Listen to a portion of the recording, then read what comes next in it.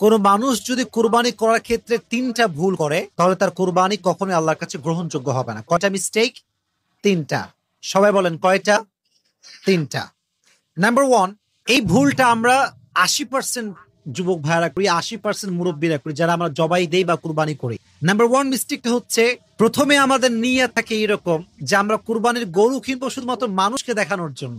অনেকে নিয়ত করে গোস্ত খাবে, অনেকদিন গোস্ত খায় না, কুরবানির সময় আসলে গোস্ত খাওয়া হবে অনেক বেশি। নিয়তে ভুল আমাদের, এইটা ঠিক না। কুরবানির গরু যখন আপনি কিনছেন, your intention should be clear যে আপনি কেন কিনেছেন, আপনার উদ্দেশ্যটা আসলে কি।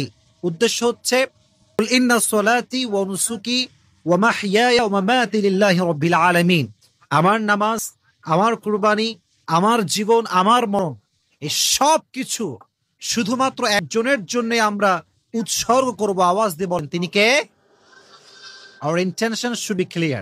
নিয়ত ঠিক রাখতে হবে যে আমি গোস্ত খাওয়ার জন্য কুরবানি দিচ্ছি না, মানুষকে দেখাবার জন্য কুরবানি দিচ্ছি না। অনেকে দেখবেন গরু কেনার আগে সেলফি তোলা শুরু করে দেয়, সেলফি তুলে ফেসবুকে আপলোড দেয়, নিজেদের ফ্রেন্ডস তারা শেয়ার করে জাস্ট ফর শো অফ।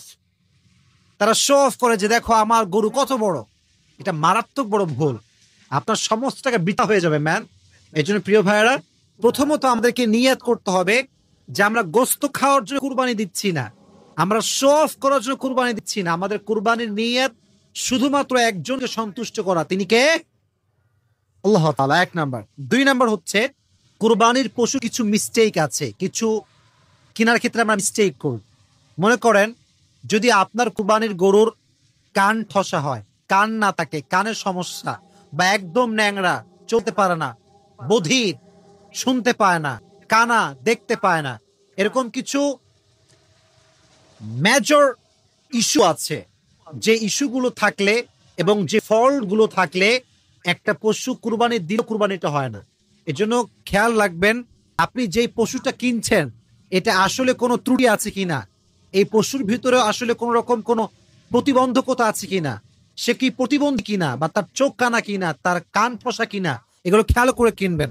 যে ত্রুটি মুক্ত হয় তাহলে আপনার কুরবানি আদায় হয়ে যাবে। যদি ত্রুটি বলা হয়, কান ঠসা, দেখতে পায় না, খোড়া, দুর্বল, শুয়ে গেলে উঠতে পারে না, এরকম দুর্বল প্রাণী, প্রতিবন্ধী প্রাণী, কানা প্রাণী, ঠসা প্রাণী, এই ধরনের পশু দিয়ে কুরবানি করলে কুরবানি জায়েজ হবে না। এর জন্য যখন পশু কিনবেন বি অ্যালার্ট, যখন গরু কিনবেন be alert, just try to justify first, এটা জাস্টিফাই করে নেবেন।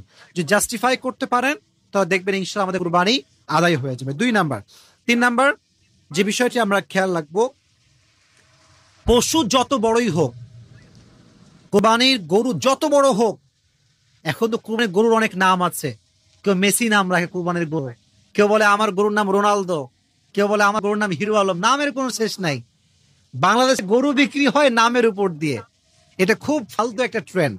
তো যত বড় গরুই আপনি কেনেন না কেন, if your earned money source is haram, then your sacrifice will be not acceptable to your Lord। যদি আমার টাকাটা হারাম হয়, আমি ঘুষ খেয়ে কুরবানি করলাম, আমি সুদের টাকায় কুরবানির গরু কিনলাম, যুবক ভাইরা বলেন তো এই কুরবানি কি আল্লাহর কাছে কবুল হবে? বলেন কবুল হবে? কবুল হবে না। এর জন্য our earned money source should be halal, এটা হালাল হতে হবে। হারাম টাকার কুরবানি আল্লাহর কাছে গ্রহণযোগ্য হয় না। চাই আপনার গরু 10 মণ হোক, 20 মণ হোক, ডাজন্ট ম্যাটার। হাদিসে এসেছে ইন্নাল্লাহা লা ইয়ানজুরু ইলা সুওয়ারিকুম ওয়া আমওয়ালিকুম ওয়া ইন্নাল্লাহা ইয়ানজুরু ইলা কুলুবিকুম ওয়া আমালিকুম।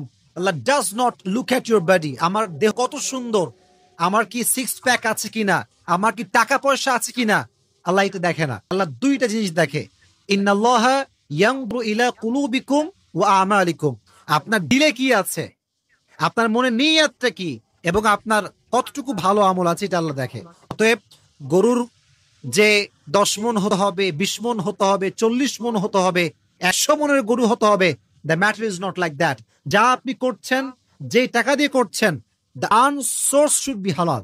যদি হালাল ভাবে আমরা করতে পারি, একটা খাসি জবাই করলে আল্লাহ আমাদের জবাইকে কবুল করে নেবে। এজন্য কুরবানি করার ক্ষেত্রে আমাদের টাকা পয়সা উপার্জন হালাল হওয়ার দরকারটা যুবক ভাইরা আছে না নাই? আল্লাহ আমাদের সবাইকে হালাল উপার্জন করার তৌফিক দান করুক। সকলেই মন খুলে পড়া আমিন।